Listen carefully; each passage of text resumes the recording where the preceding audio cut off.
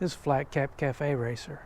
I just got through watching Richard and Carol's video, the BanditmanUK, on the cam chain noise Richard Tiger Sport 800 was making. And first time I heard it, I didn't hear any difference. But the second time that they did it, I could tell the difference between the noises between the two bikes, because both Richard and Carol have a Tiger Sport 800.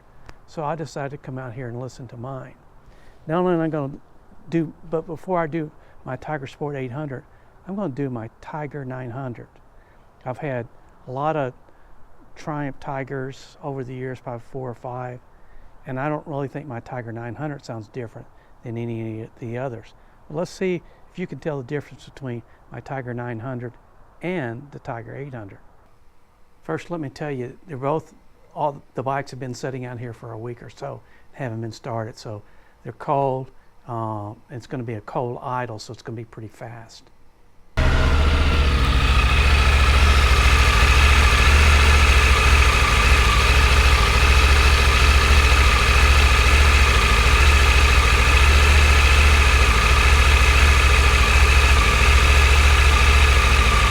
Tiger 900 GT Pro.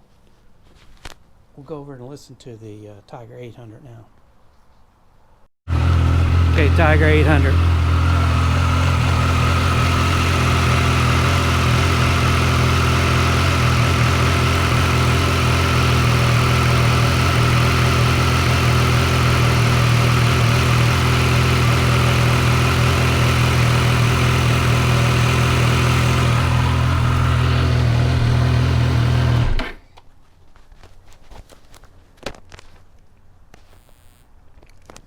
I guess, if anything, to me the Tiger 800 sounds a little quieter than the Tiger 900 overall.